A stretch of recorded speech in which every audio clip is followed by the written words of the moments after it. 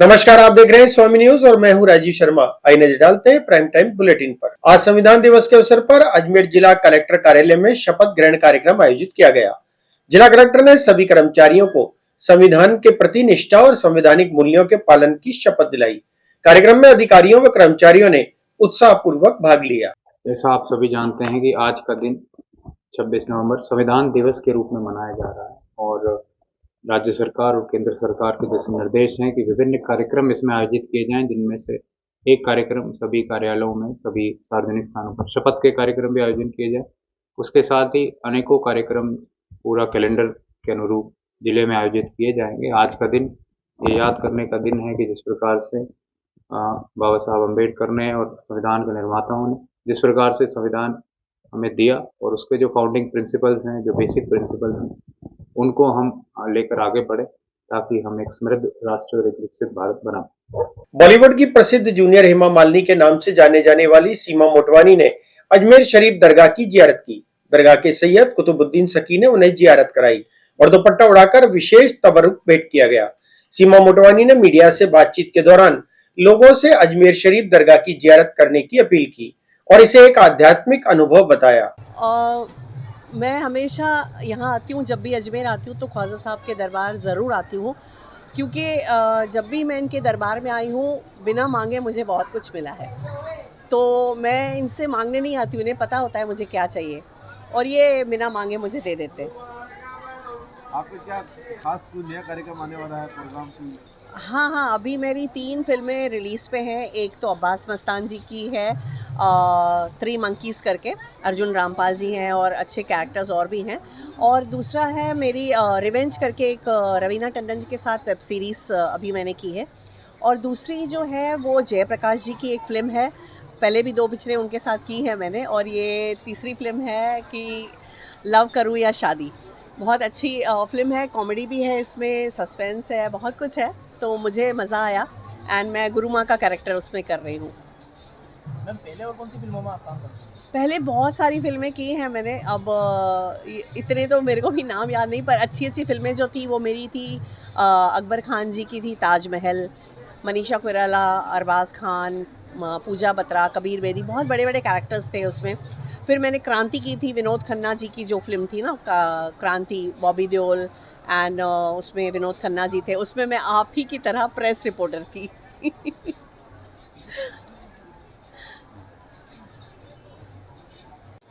ख्वाजा साहब जी के लिए मैं जितना कहूँगी उतना कम है। देखिए, मैं नहीं जानती कि लोग इनको कितना मानते हैं, लेकिन मैं बहुत मानती हूँ और मैं सबसे यही कहूँगी कि एक बार इनके दरबार आके देखिए। अगर आपकी झोलियाँ ना भरे ना तो आप देख लेना, बिन मांगे यहाँ पे अपनी मुरादें पूरी होती हैं। तो एक बार ज़रूर आइएगा, जब भी कोई आता है ना अजमेर, एक बार ख्वाजा साहब के दरबार ज़रूर आइएगा। बॉलीवुड की चादर भी पेश की जाती है उसके मौके पर? हाँ, देखिए आजकल तो ये बॉलीवुड का एक ट्रेंड बन गया है कि जो फिल्म उनको हिट करवानी होती है ना तो ख्वाजा साहब के दरबार लेकर आते हैं। तो ये सोचो ना कि ज़रूर कुछ ना कुछ तो बात है ना ख्वाजा साहब में। और मैं आज मुझे लगता है 15-20 सालों से, जब से मैं अजमेर जब भी आई हूँ, पहली बार भी आई थी जब, और अभी भी, और जब तक आती रहूँगी, ख्वाजा साहब के दरबार में मैं सर झुकाने आती ही हूँ, चाहे कुछ भी हो जाए। गरीब नवाज के उर्स आ रहे हैं, उसके मौके पर तमाम बॉलीवुड सितारों की तरफ से चादर पेश की जाती है। जी, हाँ, मैंने ये सुना है कि काफ़ी 2 जनवरी को है जो उसके टाइम पे यहाँ पे गरीब निवास पर चद्दर चढ़ाई जाती है और बहुत बॉलीवुड के कलाकार आते हैं। और मैं भी चाहूँगी कि मैं भी ज़रूर आऊँ और ज़रूर चद्दर चढ़ाऊँ। अब ख्वाजा साहब का हुक्म है तो ज़रूर आऊँगी मैं इस बार। राजस्थान प्रदेश कांग्रेस कमेटी के निर्देशानुसार संविधान दिवस के अवसर पर शहर जिला कांग्रेस कमेटी के तत्वावधान में जयपुर रोड स्थित अंबेडकर सर्किल पर विचार गोष्ठी का आयोजन किया गया। इस कार्यक्रम में प्रदेश पदाधिकारियों, पीसीसी सदस्यों, पूर्व विधायकों, लोकसभा और विधानसभा के प्रत्याशियों सहित शहर कांग्रेस कमेटी के प्रदेश पदाधिकारी, शहर जिला कांग्रेस कमेटी के पदाधिकारी सहित कार्यकर्ताओं ने भाग लिया। कांग्रेस कमेटी के आदेशानुसार, प्रदेश कांग्रेस के निर्देशानुसार संविधान बचाओ दिवस आज मनाया गया है और ये 26 जनवरी तक चलेगा। भारतीय जनता पार्टी, भगवान की कृपा है कि उनको कहते हैं ना, गंजे को नाखून नहीं देते हैं, तो बीजेपी को जो इन्होंने 240 सीटें दी, 400 नहीं दी। 400 देते तो भारतीय संविधान को तोड़ मरोड़ के ये पूरा सत्यानाश कर देते। आज भी जिस तरह के इनके नेता भाषण देते हैं कि बटोगे तो कटोगे, और ये नारे का मतलब क्या है कि इसका मतलब ये आतंकवादियों का नारा है, चुरा के लाए हैं। बीजेपी आतंकवादियों का और अक्सर हो रही है। हम कांग्रेस जनों को सब मतभेद भूल करके एकजुट रह करके और इस आंदोलन को, कार्यक्रम को सफल बनाना है। अंबेडकर जी की मूर्ति के सामने आज जो इसके निर्माता थे संविधान के, सबने शपथ लिए कि हम इसकी रक्षा के लिए भरपूर प्रयास करेंगे। धन्यवाद। संविधान दिवस के ऊपर मेरी तरफ से बहुत बहुत शुभकामना। आज का दिन एक संकल्प लेने का दिन है। भीमराव अंबेडकर जी के सामने हम लोगों ने सबने शपथ ली है कि हम इस देश के लोकतंत्र को जिंदा रखना होगा तो संविधान को जिंदा रखना होगा, और संविधान को जिंदा रखना होगा तो फासिस्टवादी ताकतों को दिल्ली के तख्त से उखाड़ के फेंकना होगा। जो लोग कहते हैं कि आज के इस मौके के ऊपर हम संविधान तोड़ देंगे, देश की हमारी जो सुंदर खूबसूरती है, जिसमें जो मौलिक अधिकार है, जो मौलिक सिद्धांत है, व्यापार का सिद्धांत है, राजनीति का सिद्धांत है, सामाजिक उत्थान का सिद्धांत है, उन तमाम सिद्धांतों को तोड़कर जिस तरह से देश में ध्रुवीकरण करने की कोशिश की जा रही है, जिस तरह से अजमेर के अंदर भी नामों को भी खाली संविधान के रूप में तोड़ने की बात की जा रही है, इस मौके पे याद दिलाना चाहता हूँ कि खादिम का नाम खिदमत होता है और खिदमत किसी धर्म विशेष के नाम से नहीं होता है। यही परिणति है जो नरेंद्र मोदी ने जो दिल्ली में पेड़ लगाया है, वो पेड़ बढ़ता हुआ राजस्थान से होता हुआ हमारे अजमेर तक आ गया है। तो हमें इसको रोकना पड़ेगा, सड़कों में उतरना पड़ेगा। देश की आज़ादी के आंदोलन के अंदर कांग्रेस के कार्यकर्ताओं ने अपना योगदान दिया था, और संविधान बचाने के लिए हमें सड़कों पर उतरना होगा। हम सड़कों पर भी उतरेंगे, जेल भरना होगा जेल भी भरेंगे, धरना भी करेंगे, प्रदर्शन भी करेंगे, पर निःशुल्क से मान कर चलना। आपके माध्यम से कहना चाह रहा हूँ कि जिस तरह की परिणति मेरे अजमेर उत्तर में की जाने की जो कोशिश की जा रही है, कभी इन्हें के रोहिंग्या के नाम के ऊपर, कभी बांग्लादेश के नाम के ऊपर, ये मान के चलिए लड़ावता महेंद्र सिंह यहाँ का चौकीदार है। इतनी अफसोस सांस लोगों को इन्हें के अपने धर्म को तोड़ने की कोशिश हम नहीं करेंगे। अजमेर शहर के अंदर जितनी भी जो बस्तियाँ हैं, वो चाहे पड़ोस में बस्ती हो, नियमन सबका होना चाहिए। उसी तरह से मैं निवेदन करता हूँ कि संविधान को जिंदा रखने के लिए लोग कहते हैं कि डूंगर बढ़ती हुई दिख रही है, हमें पग बढ़ती हुई देखनी चाहिए कि हमारे अजमेर में अंदर क्या हो रहा है। शुरुआत अजमेर से करेंगे, संविधान को बचाएंगे और नरेंद्र मोदी को देश से भगाएंगे। आज का क्या है?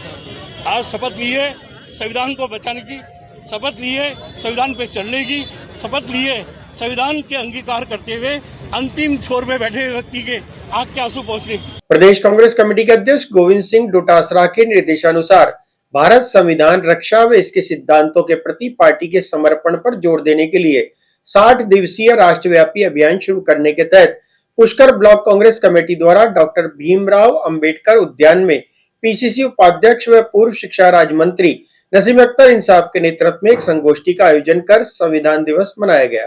बाबा साहब भीमराव अम्बेडकर जी की प्रतिमा को माल्यार्पण करके उन्हें नमन किया।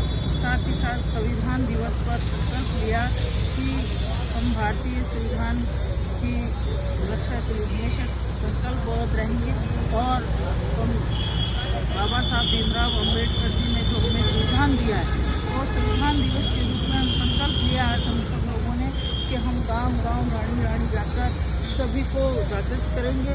तो बाबा साहब भीमराव अम्बेडकर साहब के संविधान के लिए जो कांग्रेस पार्टी द्वारा हमारे माननीय प्रदेश अध्यक्ष जी के द्वारा 60 दिवसीय जो संकल्प लिया गया, पत्र तैयार किया गया है, जिसमें आरक्षण की रक्षा की बात है, जो समानता के मूल्य की बात है, जो हमारे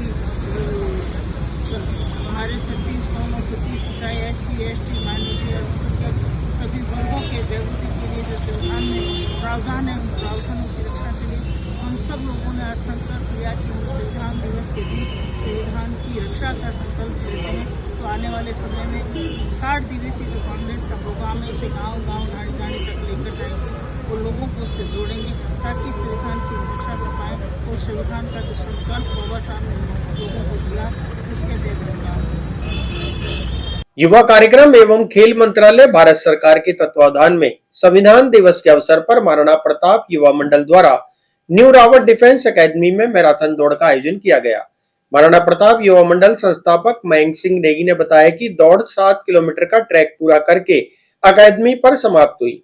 मैराथन के दौरान युवाओं ने वंदे मातरम, हमारा संविधान, हमारा स्वाभिमान, जय हिंद, भारत माता की जय आदि नारे लगाते हुए दौड़ को ऊर्जावान और उत्साहवर्धक बनाया। युवा कार्यक्रम एवं खेल मंत्रालय भारत सरकार के तत्वाधान में संविधान दिवस के अवसर पर महाराणा प्रताप युवा मंडल द्वारा न्यू रावत डिफेंस अकादमी में मैराथन दौड़ का आयोजन किया गया। महाराणा प्रताप युवा मंडल संस्थापक मयंक सिंह नेगी ने बताया कि दौड़ 7 किलोमीटर का ट्रैक पूरा करके अकादमी पर समाप्त हुई। मैराथन के दौरान युवाओं ने वंदे मातरम, हमारा संविधान, हमारा स्वाभिमान, जय हिंद, भारत माता की जय आदि नारे लगाते हुए दौड़ को ऊर्जावान और उत्साहवर्धक बनाया। युवा मंडल अध्यक्ष हितेश प्रजापति ने मुख्य अतिथि के रूप में पधारे। इसमें मदन रावत, संस्थापक न्यू रावत डिफेंस एकेडमी का स्वागत किया गया एवं दौड़ के अंत में युवाओं को संविधान की प्रस्तावना का वाचन करवाया गया। मदन रावत ने सभी युवाओं को संविधान की मूल भावना को आत्मसात करते हुए अपने जीवन में मौलिक कर्तव्यों को निभाने का संकल्प दिलाया। मैराथन दौड़ में प्रथम स्थान हंसराज रावत, द्वितीय स्थान सूरज रावत और तृतीय स्थान बंटी रावत का रहा, जिन्हें माय भारत किट से सम्मानित किया गया।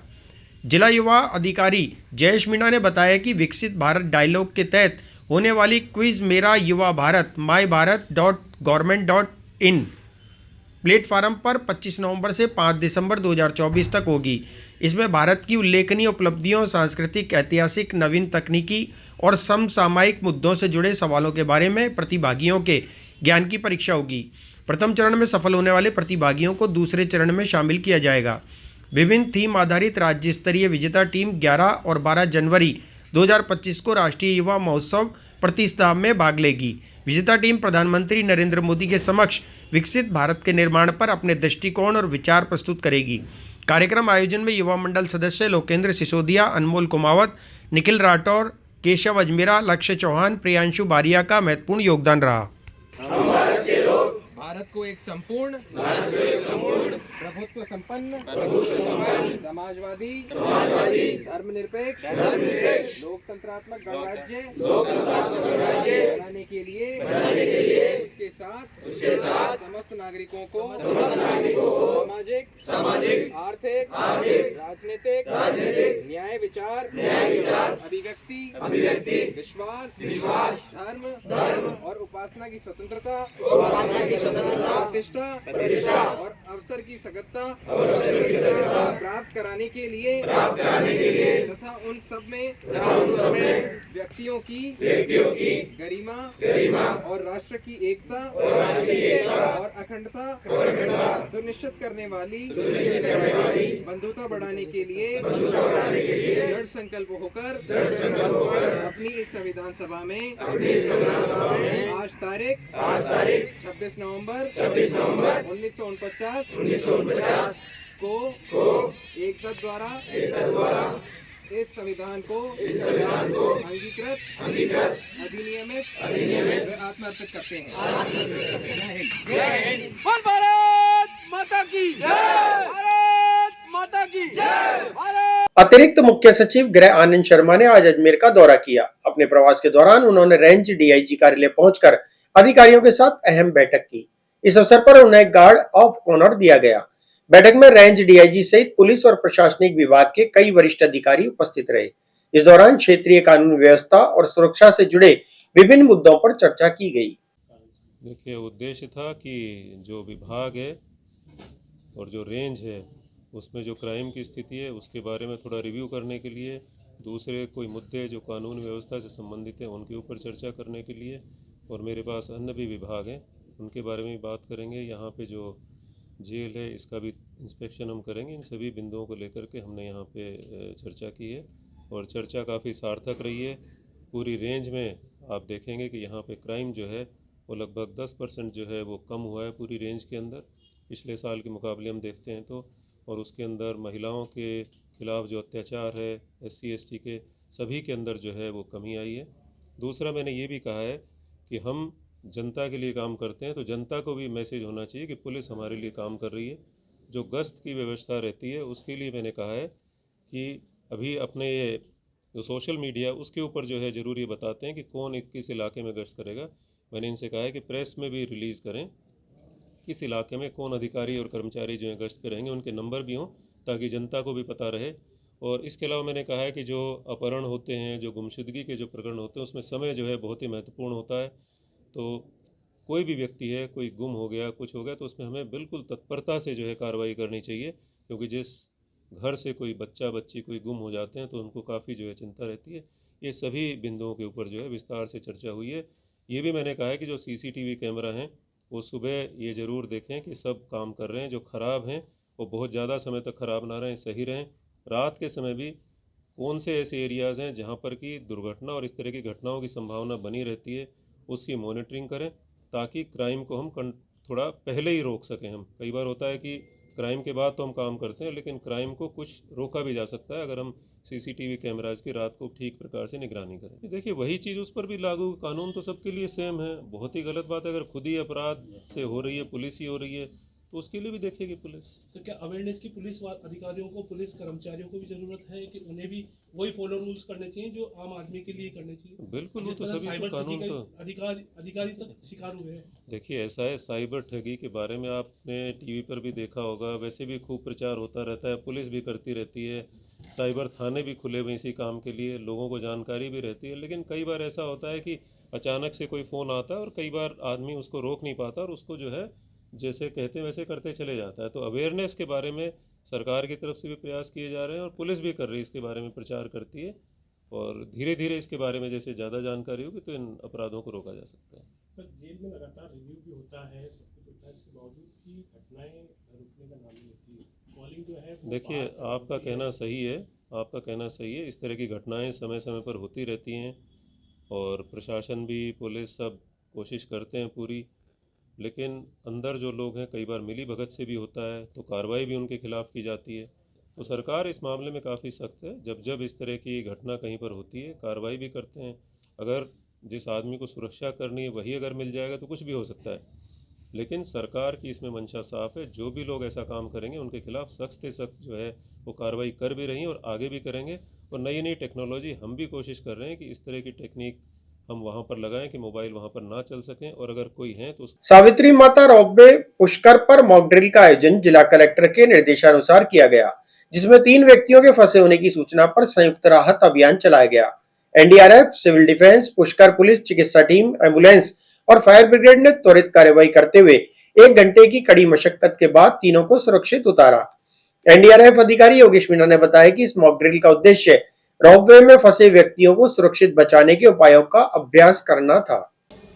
आज रोपवे पर किसी भी आपातकालीन स्थिति में अगर रोपवे में कोई खराबी आ जाए या किसी तरीके का कोई मिसहैपनिंग होती है, उस संदर्भ में सभी विभाग अलर्ट रहें और हम प्रॉपर टाइमली रेस्क्यू कर सकें। इस हेतु एक मॉक ड्रिल का आयोजन किया गया जो कि हर 6 महीने में करना आवश्यक है। इसी तरह की गाइडलाइंस है। जिला कलेक्टर महोदय द्वारा आज के दिन का तारीख नियत की गई थी, जिस संदर्भ में सभी विभाग NDRF, SDRF, civil defence, police प्रशासन और एम्बुलेंस, सभी जो आवश्यक उपकरण हैं वो उपस्थित लेकर आज ये मॉक ड्रिल किया गया। DM अजमेर और 6 बटालियन कमांडेंट दोनों ने मिलकर के आज की तिथि निर्धारित की गई थी कि आज ये मॉक ड्रिल का आयोजन किया जाए सावित्री माता मंदिर पर। ये सेंट्रल गवर्नमेंट के आदेश है कि हर 6 मंथ में जो है एक बार मॉक ड्रिल होगी। एक बार देवघर में हादसा हो गया था, तो ऐसा हादसा दोबारा ना हो, और यदि इस टाइप की कोई भी छोटी मोटी कंटीजेंसी होती है तो सभी डिपार्टमेंट मिलकर के उसको किस टाइप से जो है अंजाम दे सकते हैं जिससे कि जान माल की हानि रुक सके और जल्दी से जल्दी जो है उस पर एक्शन किया जा सके।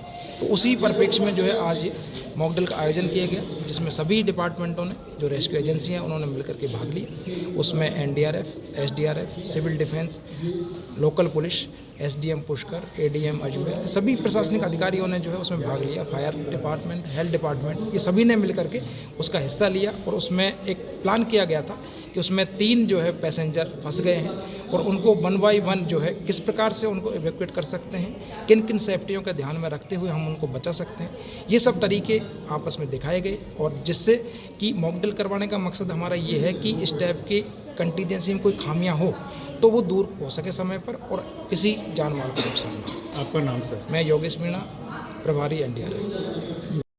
देखिए ये मॉक ड्रिल हमेशा किया जाता है समय समय पे कि अपनी सुरक्षा की तैयारियों को, कोई हादसा एक्चुअल में हो जाए उससे निपटने के लिए अलग अलग एजेंसीज की एक तो उनके पास इक्विपमेंट, उनकी ट्रेनिंग और उनके साथ तालमेल, ताकि हम समय रहते हताहत को या जो भी उसमें फंसा हुआ है उसको बचा सकें। यहाँ तालमेल देखने के लिए, रिस्पांस टाइम देखने के लिए मॉक ड्रिल की जाती है। इसमें कौन कौन से विभाग के? इसमें सिविल डिफेंस शामिल था, एनडीआरएफ, एसडीआरएफ, पुलिस, मेडिकल विभाग, प्रशासन, सब इसमें सभी टीमें लगभग शामिल थी। तो तालमेल देखा गया है, उसमें 3 युवकों को रेस्क्यू किया, कितने समय में हो गया? टोटल टाइमिंग अगर वैसे एवरेज टाइम निकाले तो एक आदमी को निकालने में 5 से 7 मिनट लगे।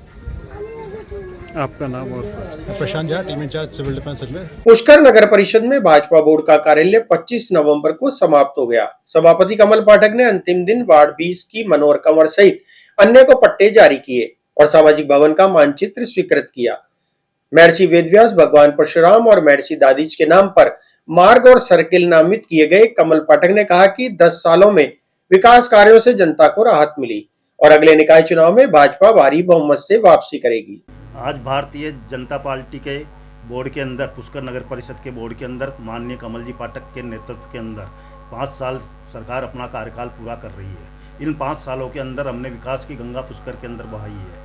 पट्टे का जहाँ तक है, पट्टे हमने एक भी पट्टा नहीं छोड़ा। जो भी आए हैं जिनको सबको दिया है, चाहे कांग्रेस वाले हो चाहे भारतीय जनता पार्टी वाले हो। भारतीय जनता पार्टी ने हमेशा विकास पर ध्यान दिया है। कांग्रेस पार्टी की सरकार थी, पिछले साल अशोक गहलोत जी मुख्यमंत्री थे और कांग्रेस का बोर्ड भारतीय जनता पार्टी का था। कांग्रेस ही चाहते तो काफ़ी विकास कार्य पैसा करा यहाँ पे ला करके नगर परिषद का विकास करा सकते थे, लेकिन कांग्रेसियों ने पूरे 5 साल तक सिर्फ शिकायत करी है और वो शिकायतों के आधार के ऊपर अपना रुतबा जमाना चाहते हैं और भारतीय जनता पार्टी पर झूठा आरोप लगाना चाहते हैं कि इन्होंने विकास कार्य नहीं किया, जबकि विकास कार्य जनता के सामने, पुष्कर की नगर की जनता के सामने विकास कार्य है। हमने काफ़ी विकास कार्य किया है और उन्होंने सिर्फ व्यक्तिगत शिकायतों के अलावा कुछ भी नहीं किया। एक भी उन्होंने विकास का सरकार से मांग नहीं की कि पुष्कर के तीर्थ के लिए ये विकास करना है, चाहते तो बहुत कुछ। अजमेर की हाई सिक्योरिटी जेल से कड़ी सुरक्षा व्यवस्था के बीच 5 हार्डकोर अपराधियों को उपचार के लिए जवाहरलाल नेहरू अस्पताल लाया गया। चिकित्सा प्रक्रिया पूरी होने के बाद सभी को वापस उच्च सुरक्षा कारागृह में भेजा गया। इस दौरान अस्पताल परिसर में सुरक्षा के कड़े इंतजाम किए गए। अजमेर के हाई सिक्योरिटी जेल से अजमेर में बंद हार्डकोर बंदी अशोक ठाकरिया, अश्वनी, अनूप पांड्या, रोशन चौधरी और जब्बर सिंह को आज उपचार के लिए कड़ी सुरक्षा व्यवस्था के बीच जवाहरलाल नेहरू अस्पताल लाया गया। सभी अपराधियों का चिकित्सकीय परीक्षण और उपचार होने के बाद उन्हें वापस हाई सिक्योरिटी जेल में भेजा गया। इस दौरान अस्पताल परिसर के भीतर और बाहर पुलिस की चाक चौबंद व्यवस्था रही। फिलहाल बुलेटिन में इतना ही। मुझे दीजिए इजाजत। देखते रहें स्वामी न्यूज।